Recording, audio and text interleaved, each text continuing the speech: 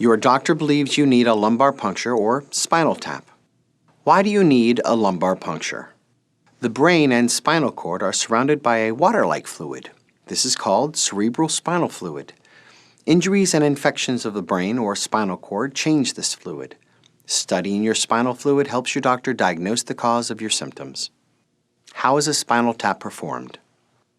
Spinal fluid flows around your brain and down and up through the spinal canal of your back all the way to the base of your back.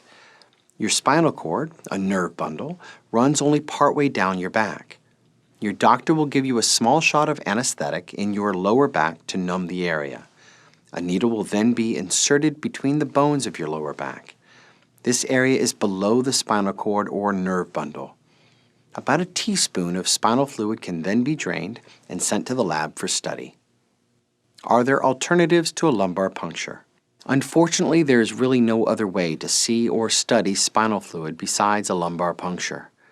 While CT scans and MRI show the brain quite well, they do not show cellular changes like infection. Infections in the brain can be deadly, and a lumbar puncture can ensure that the infection is found.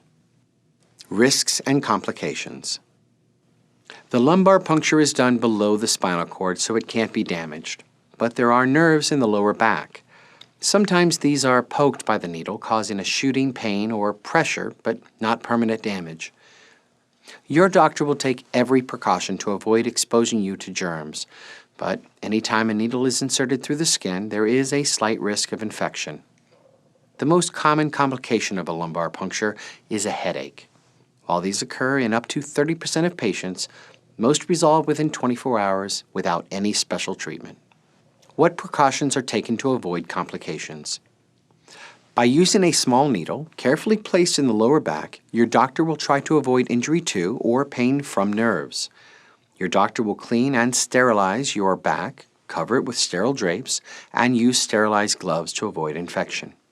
Spinal headaches are caused by spinal fluid leaking after the needle is withdrawn. Special spinal needles are used to help avoid leaks. Do you consent to having a lumbar puncture? While there are risks of a lumbar puncture, your doctor believes the importance of obtaining your spinal fluid for testing outweighs the risks. Now that you understand why the lumbar puncture is to be done, how it will be done, and the possible risks, your doctor needs your consent to proceed.